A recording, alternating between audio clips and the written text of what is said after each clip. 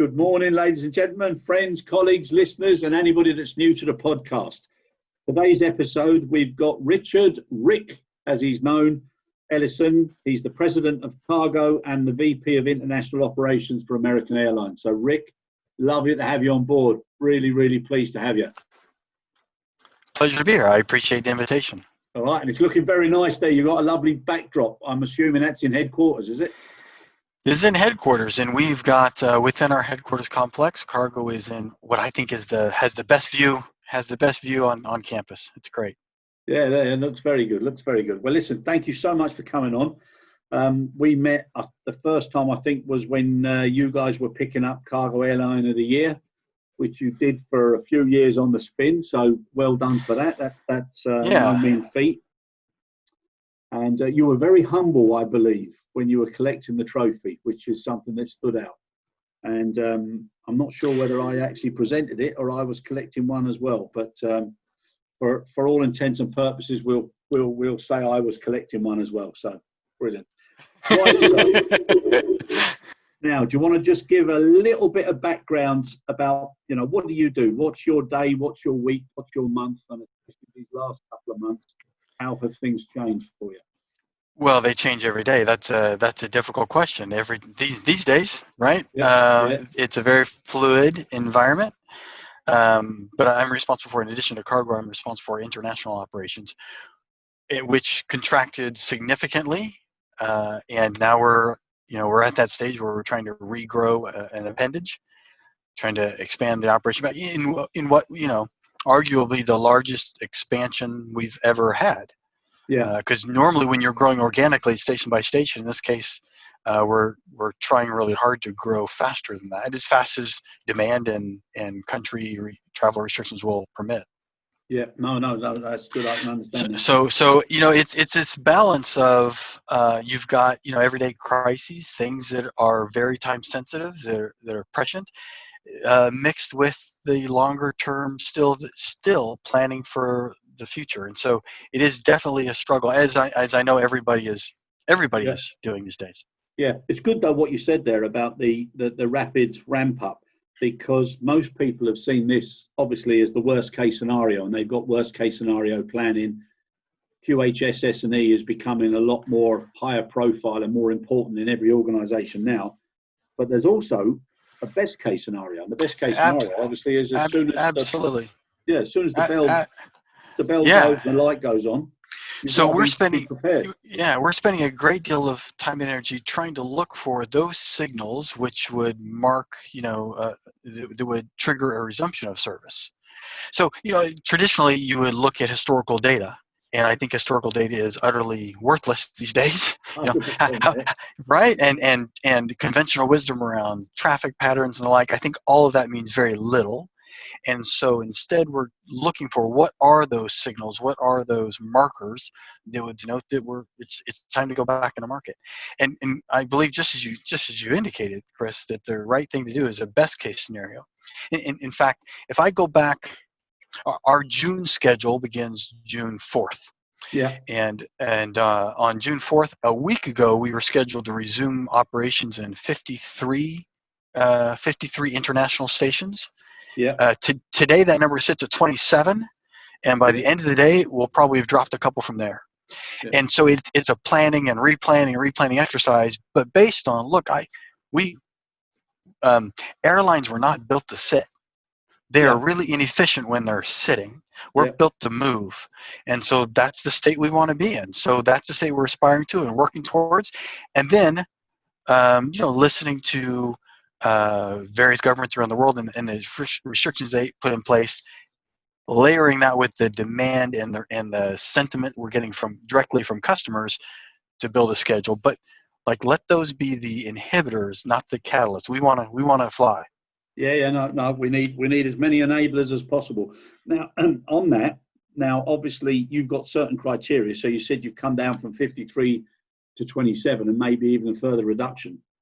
Yeah. One of the things that I've been speaking to people about, and I think is really important, is the triangle of success for our business and the supply chain is the airport, obviously the carrier, and now ever more importantly is the ground handling agent.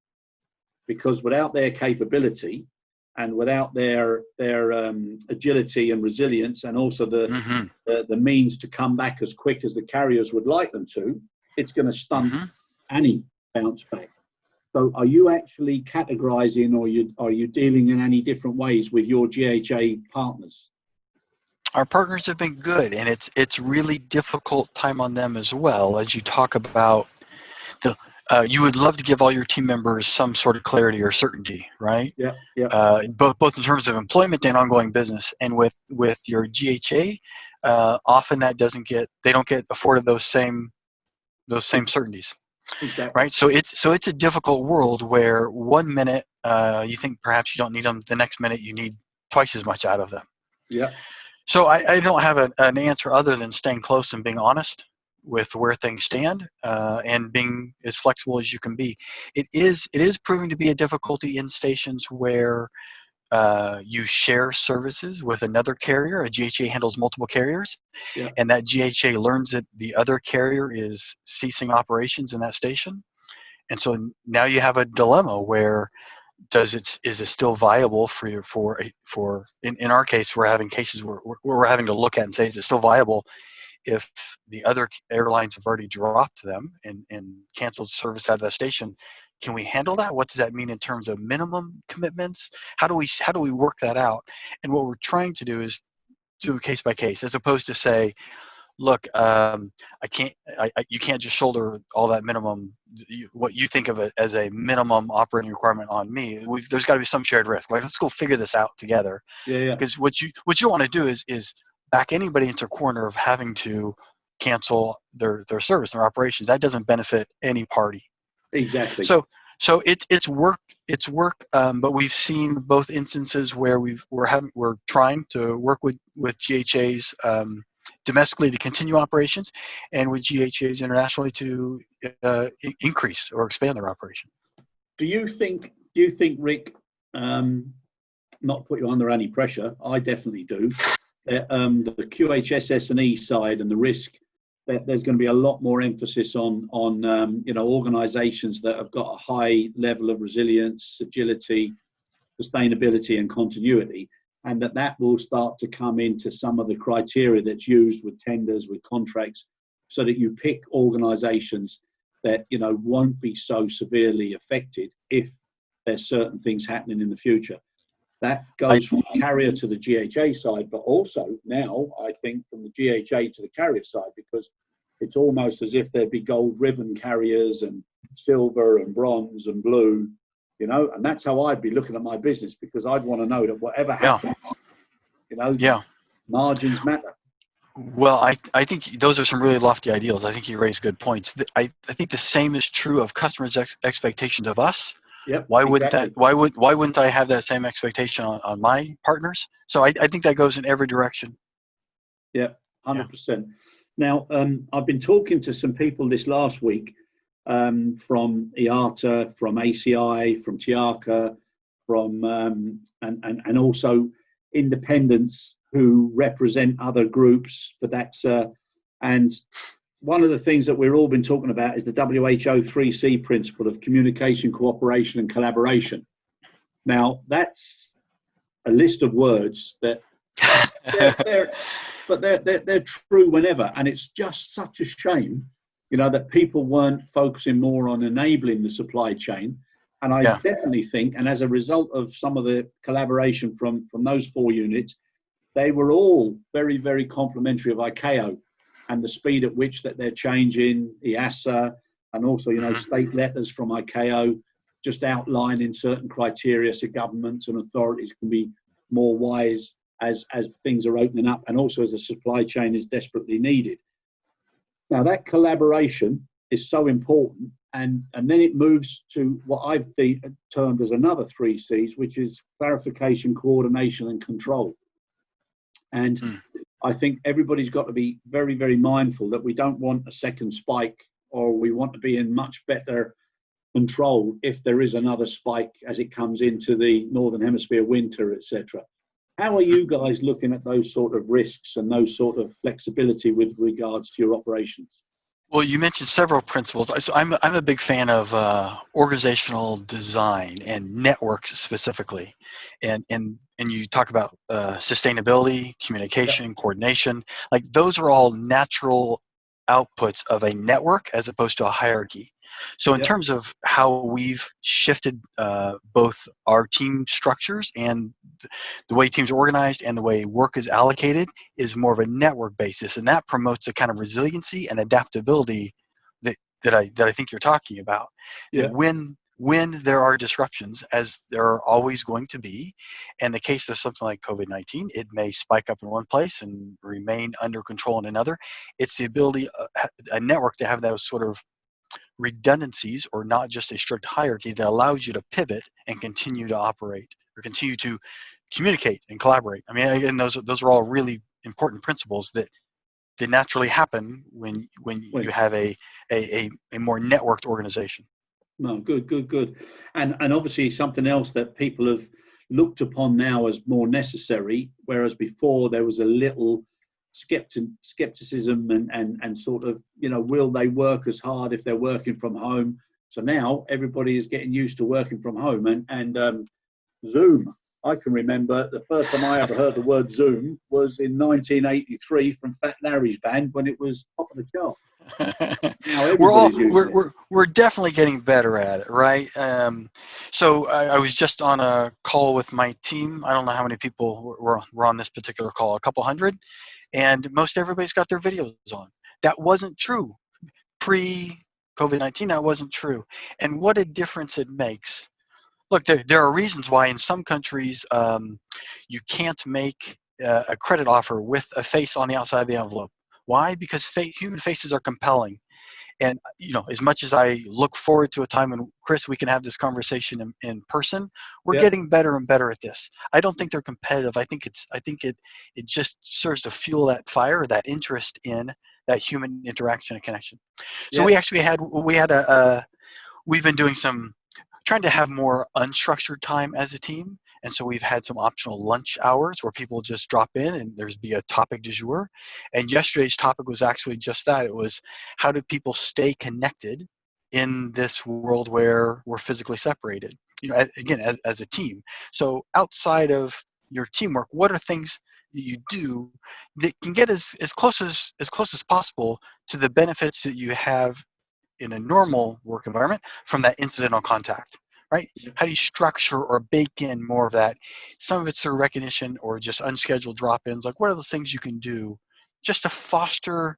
I was talking to my team 2 days ago. It's a blur, forgive me, in the last couple of yeah, days. yeah, yeah, yeah. I know what you mean.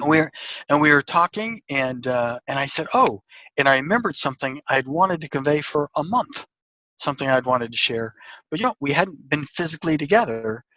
We most of us, but not all of us, or something. And so how do you create an environment and habits, muscle memory, to where you're still having those sort of conversations and relationships despite Yeah, we're talking through yeah, video. yeah. No, we're, it's a we're, tough we're it's getting a better and tough better. one, and it's also now a different dimension on leadership management, and how to motivate your team, and there has to be also a plug and play where they come back. So when this all changes, irrespective of how successful it may be, and it reduces commute time, saves people money, greater quality of life with their families, all those positive things, plus the climate impact, there's still I, going to I have to be that there's plug and I play. think I think there's definitely a balance. Look, so we're in, as you can see, I'm in an open work environment. And I think there are lots of benefits from that. There are also benefits from being in a more secluded environment where you can do some heads down work. It's a balance. And it's very possible that as a society, the pendulum swung too far in one direction, and now Yeah, has swung too far in the other direction. There's a balance to be struck there. And I think some of those are lessons that we'll learn. But we as a team are trying to focus, and this is what you do in the midst of a crisis. You focus and you narrow your focus, both in terms of your goals and your behaviors. And some of those behaviors are, just as you described, meant to unify us, to bring us together and improve those communications in ways that will outlast the current crisis. Yeah, 100%. Now looking at digitization, and also I mentioned earlier about a new normal formula, and about getting rid of legacy waste, and looking at the obvious ones, but getting rid of all of the things that were dragging, or were eating into too much time, not effective, etc. We've got to get rid of all of those things. So now, as far as that's concerned, some of the issues, and something that I think is going to be very, very relevant moving forward with different regulatory criteria, is going to be health and hygiene. So one of the things that surely we should be getting rid of is all these documents that keep being handed all over. the paperwork. We can't get rid of this. Yeah, we can't get rid of these damn envelopes and files. Right. And a lot of that is because of unnecessary resistance and paranoia and fear. And at the end of the day, people say, oh yeah, but it's got our rates, it's got our contracts, etc. But nonetheless, people are able to go online for their own bank accounts. Yeah, so it's just a matter of making the path of least resistance the one that's also most beneficial or most fruitful for both customers and for carriers. So we're doing a couple of things I think should help in that regard. We have, for the last couple of years, been working on our cutover to the IBS, iCargo system. So that hasn't, I shouldn't say nothing changed. The way in which we phased that project has changed. The same completion date, but rather than having 3 phases, we broke into 17 phases. But we're still chugging forward on that. We had one of our go live early this morning, late last night, however you look at it. But so that's gone forward, and one of the objectives or enablers of that is the ability for online interactions, for online for people to, so that's a back end as well as front end. Some of the things we're doing on .com that allow people to interact with us digitally. When you start the interaction that way, it's easier to complete or follow through with the rest of the interaction digitally. So we're trying to make that easier for customers. So I'd love to jump up and down and say, just give me all the documents, give me all of them electronically. But I recognize that part of that responsibility is on me to just make that easier for folks too. Yeah. And what you said there about, instead of having 3 or 4 or a few large phases, you've broken it down into 17. Is that so that they're smaller and easier to manage, and that you're bringing things online all the time rather than waiting for that defined date? Yeah, so the biggest catalyst, look, that's the new way of what we refer to as delivery transformation. The way in which you deliver software these days is more of an iterative cycle. And we do that as a broader company, but for really big projects like this, that's harder sometimes to conceive of. And so we had fewer phases. What we realized early on was, in fact, as soon as we initiate the first phase, is what that necessarily does is elongates the time that you have 2 systems having to operate in parallel. And having those 2 systems and keeping them in sync was self-inflicting a lot of just overhead, a lot of work. And so we wanted to decrease the time that we had to keep the original legacy systems operating. And we realized waiting for the next phase or for a next big cutover, as opposed to saying, look, if I can break this one phase into a dozen or half a dozen, then I can sunset things incrementally. So it's not only an incremental rollout, it's an incremental sunset. And that decreases the need for 2 systems to operate in parallel. So that was the real benefit, is how quickly, if there's any little benefit, let's go get that little benefit. And just our willingness or recognition, some of that burden now shifts to the team. Instead of having a date where the team says, okay, the world's changing today, I do all these things differently. Different work groups are doing that every couple of weeks, or in some cases twice a week. And so it's a bigger burden on kind of the training and the preparation and communication with your frontline team. But I think it's worth it, and they've actually been dying to do it. I mean, they see the benefits in how they work of new systems. They're itching for it too, so they're asking for it. So I think it's a win all around. No, it is, and it's dynamic and it's progressive, and it's not like you said, the big bang. And sometimes, you go back a few years when people were rolling out their new systems, everybody was waiting, there'd be delays. And then the sad thing is, when it does come on, there's an awful lot of additions or updates or changes that should have been done before that big launch day. That's So, right. That's you know, that's right. it's a That's lot right. more. I remember this is going back. This is going back a dozen years or so. I remember working on a big. It was one of the first projects at American that we did that was in an agile fashion. And I was on the business side, and my counterpart on the IT side was someone that I have utmost love and respect for. And our teams, we just couldn't figure out why they were arguing so much. And so we got everybody in a room. We got an agile coach together, and the coach was just smiling the whole time. Yeah. We said, what? And they said, no, this is perfect. This is how it's supposed to happen. In the old world, you deliver a product, and then everybody spends a year complaining about it. Yeah. In the new world, you do all that debating occurs up front, and then when you launch, you're good. That's it. And so you just front load all your drama. I mean, you have all those debates or arguments before you actually go build the code. It's a much better outcome. Yeah, it's a little bit like having all those years of marriage up front. Can you do that? Yeah. Yeah. No, good. Now, with the paperwork and that conundrum that's been going on for far too long, certain things now seem to be more acceptable within culture, and they're going to become more because people are going to get used to face masks and PPE and various distancing, etc. And the cabin experience is going to be far different from anything anybody could have imagined. But for us, with regards to cargo, some of the gripes that we've had in the past and things that slow things up or put too much pressure on the last hour or so. So we've got ready for carriage, and we've also got no-show and planning and capacity. So the no-show element has been something that's been a curse of our business for far too long. I understand you've got a few ideas there. We did. So we launched what we refer to as a fair booking policy. It's in effect a no-show fee, and anything that some people are going to bristle at that, others are going to herald it. I love it. I'll say I view it as a customer may look at that and say, so you're going to penalize me when something doesn't show up. I have limited control over that. Here's my thoughts on a couple of fronts. One, especially at a time like now when capacity is so constrained, it really almost feels like a moral imperative. Like you've got to make use of every inch of space. It's just wrong not to. Now we're also in a higher demand environment such that it isn't as profound of a problem. But this is muscle memory. These are habits we can build to improve the way in which we behave and act with one another. And what it does is if it gives me greater confidence about what's going to show up or what isn't going to show up, I'm not going to overbook in the same way. I don't have to be as speculative with my pricing or my planning. I get efficiencies with how I build and compile. Like all those benefits don't all stay with me. Those benefits trickle back. So I think of it this way. Every day I'm telling customers, no, I don't have space.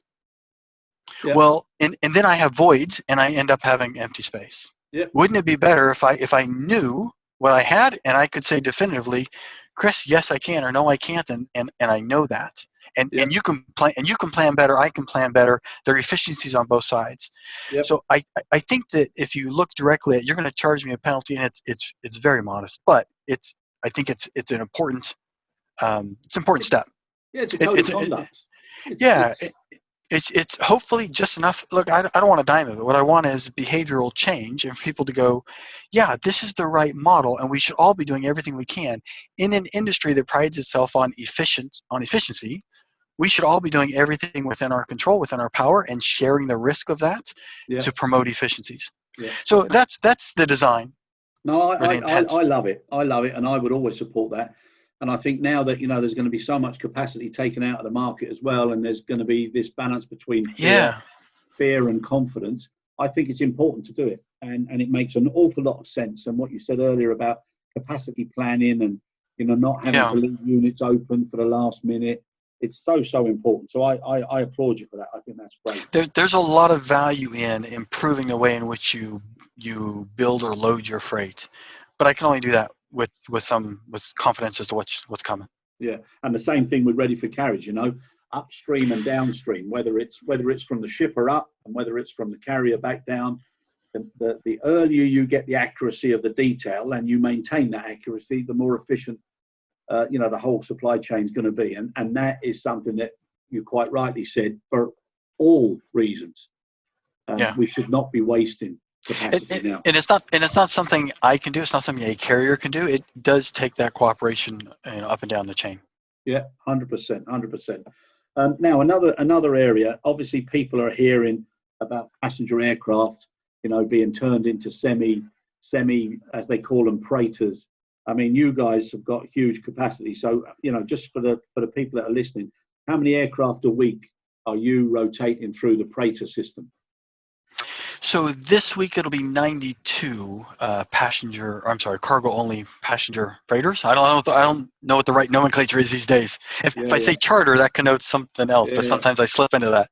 So cargo only flights, we'll do 92 this week. Next week I think that will grow to 100, maybe a couple more than that, but right in that range.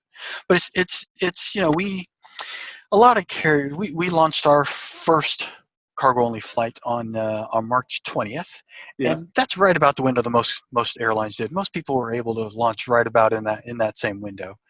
And then the question was, how quickly can you identify markets where it's viable and makes sense, where you can get aircraft routed? It's amazing. It's amazing to me what a complicated process. Airlines are a big, complicated beast. I know you know this. Indeed.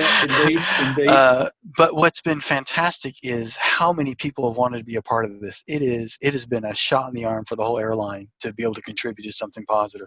So it's been really fun.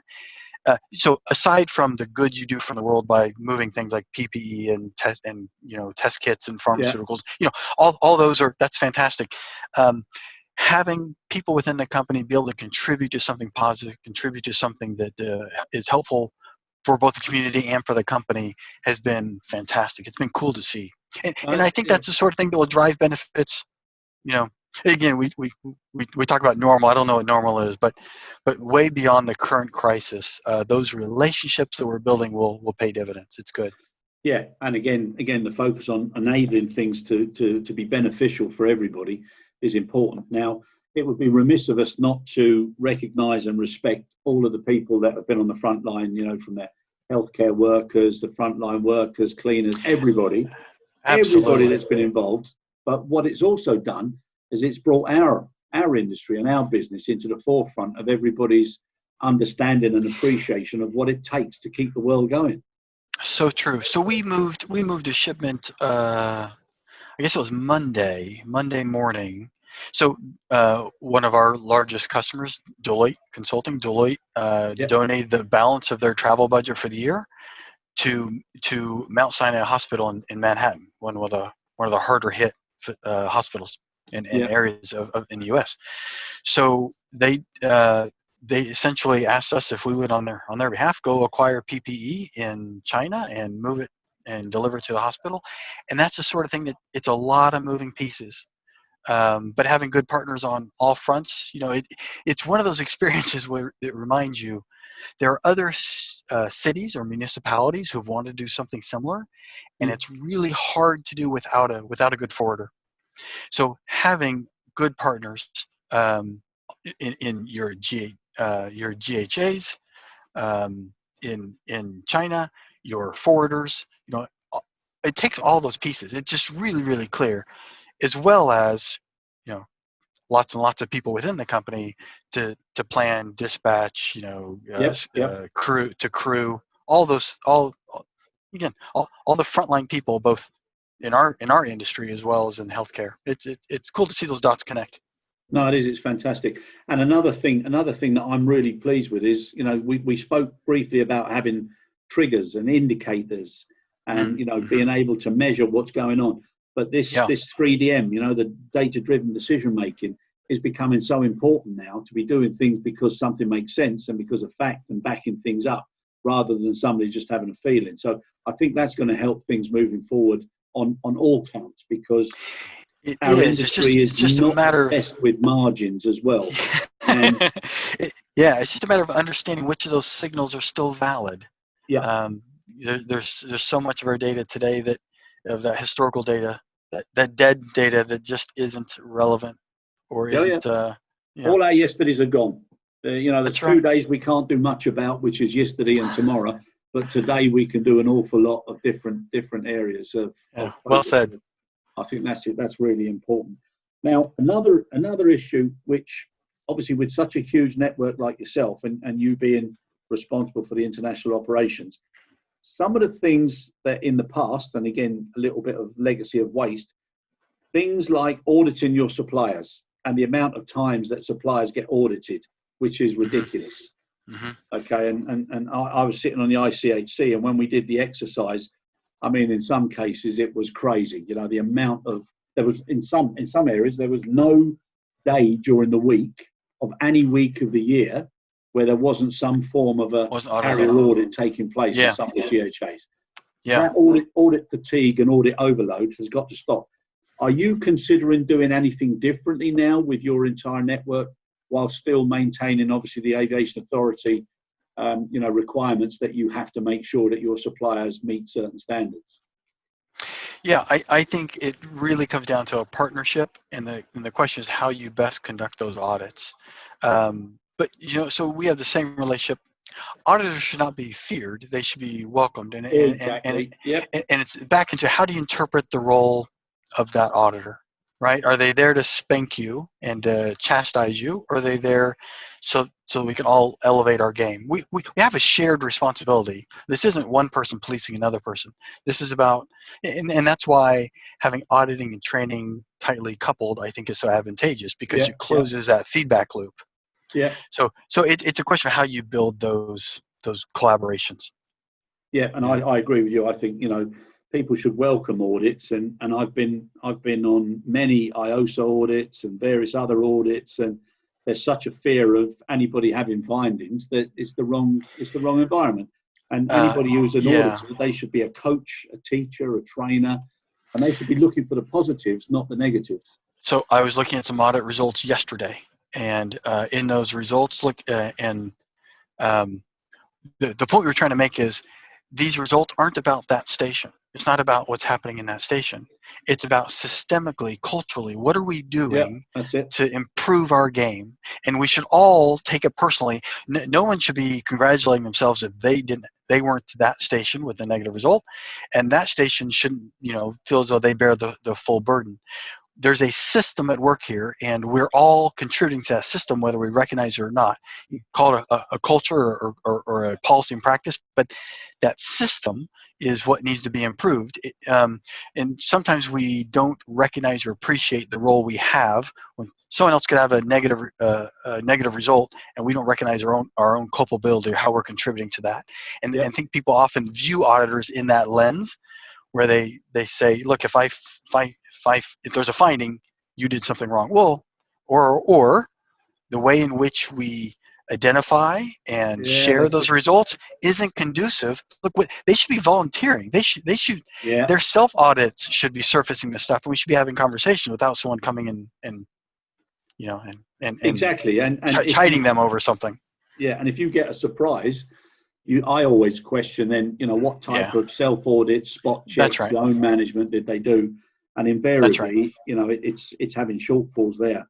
Now, it's no different than any other kind of performance review, right? Surprises. Exactly. Yeah. Now, we spoke earlier about, having a positive purpose. And you mentioned that, your 3 points are positive, unify, and adaptive, which is great. So how did that come about, and for how long? That's right. So since adaptability, being adaptive is something that's been a passion of mine for some time. In fact, last fall, that was the theme of our management team as we all got together last fall. Adaptability and how we become more adaptive, how we become more responsive to the market was the central theme of our conversation. As the coronavirus impact of that settled in. So it was probably in February, I thought of it as it's what I can do, it's what we do together, and then it's how you do it. So it's starting with a positive attitude. It's lead from a place of positivity. It's look for the positive. Recognize that your attitude will dictate how others view and interpret the situation. It's important for us to be positive. That doesn't mean naive. That doesn't mean that doesn't mean you're not sensitive to the pain or suffering or difficulty people are going through, but it also means recognize that you can drown in that stuff, and Yeah. there's a ton of good things that are also going on. So focus on those positive things, drive, look for positive results and drive for those. It's like when you ski. I love to ski. Yeah. First thing, I remember a friend of mine telling me, he was a really good skier. He was a really good skier, and we're skiing through the trees, and he says, here's what you have to remember. Don't look at the trees. If you look at the trees, you will ski into the tree. You need to look at the gaps between the trees. That's where you ski. And it's just like with it. I've got a teenage driver too. Whatever he's looking at, that's the direction he'll veer, right? It's the same. If you spend so much time looking at all the negatives, you will drive into them. So stay positive, focus on the good things that are happening around us, Yeah. and then stick together as a team. And that's where we talked about communication earlier, staying really tightly wound as a team, so that as the world shifts, and it continues to shift, we shift together. As we redefine our goals, as we redefine our priorities, we do that together. That's not my doing it and pushing it out. It's not your trying to interpret from some abstract. It's we stay unified in our purpose. Like, what is it we're trying to do?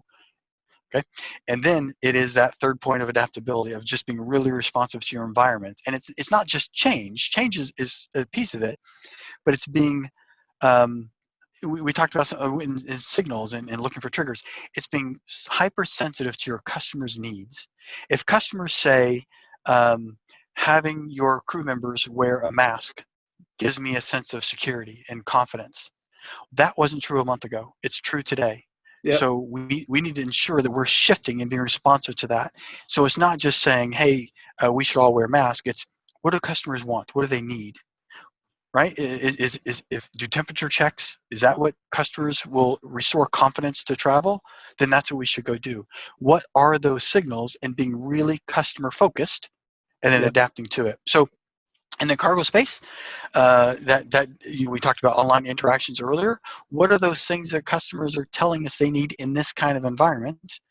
That's what we're striving to deliver, and recognize what I thought was important to customers last week, last month, last year. Really good chance that's not relevant anymore. Yeah. And so it's listening and then being responsive. It's following up on, or enacting change in direct response to that customer feedback. But it has to start with listening to customers. It's not just a matter of, hey, we're going to go do some wild things. It's no. What are customers telling you they need? Both by their behaviors, by those signals, as well as from direct feedback. 100%, and it's also showing that you care. Yeah, nothing speaks louder than being responsive to that feedback that you get from a customer. 100%. Right, before we finished, I've got a little ski story as well. One of the first times I ever went on a ski trip, the guy said to me, "Look, you're just beginning. You need to have a lesson." So I went and had a lesson, and this this patient French instructor, he kept telling me, like, leave the poles now. You have to learn to transfer your weight, and he kept saying, "Opens the window, opens the window. Now opens the other window, opens." I said after about 15 minutes, all I wanted to do was sling him out of the bloody window. But, sometimes when it's very difficult, it's hard to change. Yeah. On that note, and as we come to an end now, Rick, what three positive things would you like to continue, or you would like the industry and the community to continue after this crisis starts to show that it's being beaten? Gosh, that's a good question. Something I think the industry was doing really well that I'm fearful of retrenching a little bit is, look, as an industry, we've had a few good years, and I think that everyone, across the business has been doing a good job of investing in technology. The word innovation gets overused, but it's like, invest in platforms. Platform innovation. Platforms are so much more valuable than any individual product or service. So those underlying capabilities, it feels as though in industry, people have been making those investments. And in a time when capital is constrained, I'm fearful of retrenching or people abandoning those projects. So I hope we continue to have an eye for the future and do those sorts of underlying platform level investments that will continue to pay dividends in lots of myriad ways, right? As needs change or products are redefined, it's the platform that allows or prevents you from delivering on that. Yes, indeed. And again, I've seen that. It is true of American Airlines, but I see it across the industry. I would hope that people would continue that. Okay, that's good. That's one. The reason I said 3 is because I've been looking for the last 40 odd minutes at those 3 chairs sitting behind you. So it's a good job there's not 15. So the second one. I do think that an increased sensitivity or being attuned to customer needs is one. We've talked about this somewhat, but this adaptability thing is very important to me. I think it speaks to how decisions are made within organizations and how decisions are made across organizations. And much of that, so not to go too philosophical on you, a lot of creativity or ideas are not benefited from insular activities. So the best ideas don't come as a result of any one team or any one organization or any one company. It's when those ideas cross-pollinate that creativity and innovation really flourish. So there are some good industry forums. I hope that those continue, right? And that we figure out how to have productive industry forums where ideas can clash and people can collaborate, and whether it's startups or established companies, but people can figure out how to connect those dots and continue to drive progress. Yeah, no good. Again, I want to say innovation, but that we leverage emerging technologies. Do we continue to drive and move our business forward, but in a collaborative way, and not? I was talking to someone the other day, and they were saying that they had something and they had figured it out, and they were now in the process of pushing that out. Yeah. Like, then you haven't figured it out. You don't push out ideas anymore. Ideas flow, and they flow back and forth. And so as an industry, that's where the greatest value is. The bigger you can make that circle, that flow of information, the better off we'll be.